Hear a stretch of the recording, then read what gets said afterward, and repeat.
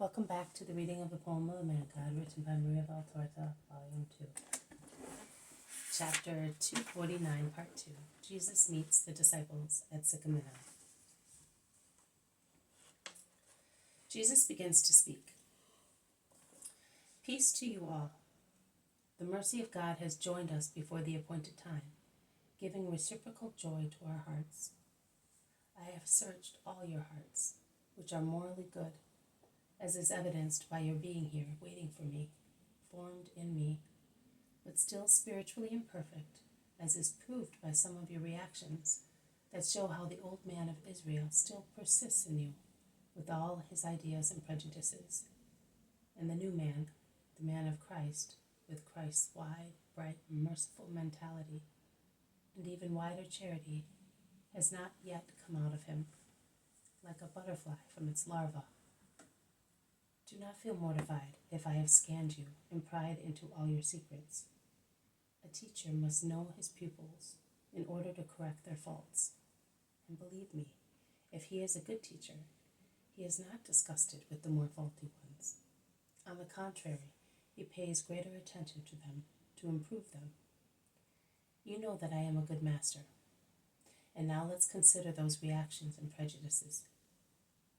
Let us consider together the reason why we are here, and because of the joy we experience by being together.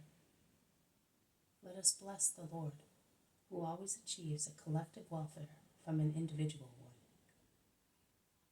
I have heard from your own lips how much you admire John of Endor, and your admiration is even more remarkable because he professes to be a repentant sinner, and on his past and present condition he bases the argument of his preaching to those whom he wants to bring to me. It is true, he was a sinner. Now he is a disciple. Many of you have now come to the Messiah through his merit.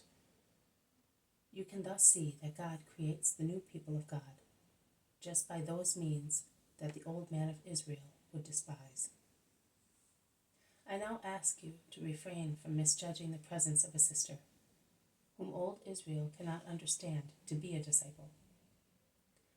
I told the women to go and rest. I was not so anxious to let them rest as I was to be able to give you a holy, careful consideration on her conversion, and thus prevent you from committing a sin against love and justice. And that is why I gave that command, which has certainly disappointed them. Mary of Magdala, the great sinner, who had no excuse for her sin, has come back to the Lord. And from whom will she expect faith and mercy, but from God and the servants of God? The whole of Israel, and with Israel the foreigners who are amongst us, who know her very well and judge her very severely, criticize and deride her resurrection, now that she is no longer their accomplice in vice. Resurrection, that is the exact word. To raise the flesh from death is not the greatest miracle.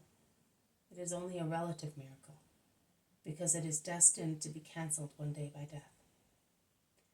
I do not give immortality to those whose flesh I raise from death, but I give eternity to those who resuscitate in their souls. And while a man whose body is dead does not join his will to mine in order to come back to life, and therefore he is not merit, there is a firm will in the man who revives spiritually. Nay, his will is there first, and he thus has merit. I am not saying this to justify myself. I have to give account of my action to God only. But you are my disciples, and each of you must be another Jesus, and none of you must be ignorant or guilty of any of those deep-rooted faults, whereby so many are united to God only by name. Everything can become a good action. Also it seems less suitable to become so. When matter is present to the will of God, even if it were the most inert, cold, and filthy, it can become living, blazing pure beauty. I will give you an instance taken from the book of the Maccabees. When Nehemiah was sent back to Jerusalem by the king of Persia, they decided to offer sacrifices on the purified altar in the rebuilt temple. Nehemiah remembered that at the time they were captured by the Persians, the priests assigned to the cult of God The priests assigned to the cult of God used to take the fire of the altar and hide it in a secret place, at the bottom of a valley, in a deep dry well, and did it so carefully and secretly that they were the only ones who knew where the sacred fire was. As Nehemiah remembered all that, he asked the grandchildren of those priests to go to the place which the priests before dying had disclosed to their sons, who in turn had informed their children, handing on the secret from father to son, and to take the sacred fire to light the fire for the sacrifice. But when the grandchildren went down into the secret well, they did not find the fire. Then they found instead thick water, a putrid, stinking, heavy slime, which had filtered down there from all the obstructed sewers of the devastated city of Jerusalem. And they told Nehemiah, who told them to take some of that water and bring it up to him. After laying firewood on the altar and the victims on top of it, he sprayed everything copiously with the slimy water. The people were amazed and the priests scandalized, but they watched and did everything respectfully, only because it was Nehemiah who told them. But how sad their hearts were, and how discouraged they felt. As the overcast sky made the day a sad one, so uncertainty made men melancholy. But the sun broke through the clouds, and its rays descended upon the altar, and the firewood sprayed with the slimy water caught fire, which soon consumed the sacrifice. While the priests were saying the prayers that Nehemiah had written, singing the most beautiful hymns of Israel, until the whole sacrifice was consumed. And in order to convince the crowds that God can work miracles also with the most unsuitable means, when they are used for a righteous purpose, Nehemiah ordered the remaining water to be sprayed onto some large stones. And as soon as the stones were sprayed, they caught fire and were burnt out in the great light coming from the altar. Every soul is a sacred fire laid by God on the altar of man's heart, that it may burn the sacrifice of life through love for the Creator of life. Every life is a holocaust, if spent properly, and every day is a sacrifice to be offered holily. But marauders come, the oppressors of man and of man's soul. The fire falls into the deep well, not through any holy need, but through fateful stupidity, and submerged by all the drainage of the dens of vice, it becomes heavy, putrid mud, until a priest descends to that bottom and brings that mud up to daylight, laying it on the holocaust of his own sacrifice. Because, and remember this, the heroism of the man to be converted is not sufficient. Also the heroism of him who converts is required. Nay, the latter must precede the former, because souls are saved through our sacrifice. Because thus we are successful in getting mud to change into fire, and God to judge perfect and pleasing to his holiness the sacrifice that is being consumed.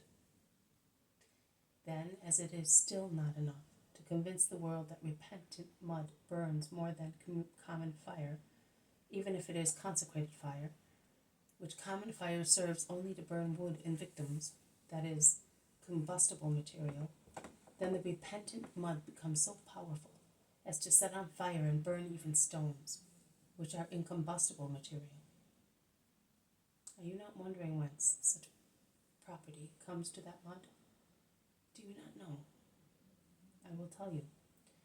Because in the ardor of repentance, they merge with God, flame with flame, rising flame, descending flame, flame which offers itself lovingly.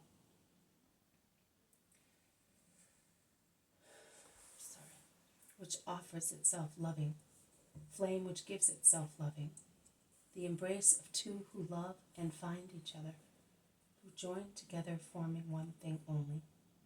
And since the flame of God is a greater one, it overflows, excels, penetrates, absorbs, and the flame of the repentant mud is no longer a relative flame of a created thing, but it is the infinite flame of the uncreated thing, of the Most High, most powerful, infinite God. That is what truly and wholly converted big sinners are, who have generously devoted themselves to their conversion without keeping anything of their past, burning themselves as the first thing, in their heavier part, by means of the flame rising from their mud, which has run towards grace and has been touched by grace. I solemnly tell you that many stones in Israel will be attacked by the fire of God because of these burning furnaces, which will blaze more and more until the human creature is utterly consumed. And from their thrones in heaven they will continue to burn the stones, the tepidity, uncertainty, timidity of the earth. And as true supernatural burning glasses, they will collect the one and trine lights to converge them onto mankind and set it afire in God. I would repeat that I did not have to justify my actions, but I wanted you to understand my conception and make it your own. A wrong conception, a pharisaical suspicion of contaminating God by taking a repentant sinner to him, must never stop you from such a deed. That is the perfect coronation of the mission for which I destine you. Always bear in mind that I have not come to save saints, but sinners. And do likewise, because a disciple is not worth more than his master. And if I do not loathe taking by the hand the dregs of the earth, who feel the need of heaven, who at long last feel it, and exulting, I take them to God, because that is my mission, and every conquered soul justifies my incarnation, which humiliated my infinity. Neither you must loathe doing so, as you are imperfect men, and you have all become more or less acquainted with imperfection, as you are the same nature as your brother sinners. And I have elected you to the rank of saviors, so that my work on the earth may be continued forever, as if I continued to live on it in an endless life. This has been a reading from the poem of the Man God, written by Maria Valtorta, Volume 2, Chapter 249, Part 2. Jesus meets the disciples at Sicaminon. Thank you for listening. I will see you tomorrow. May God bless you, and may peace be with you.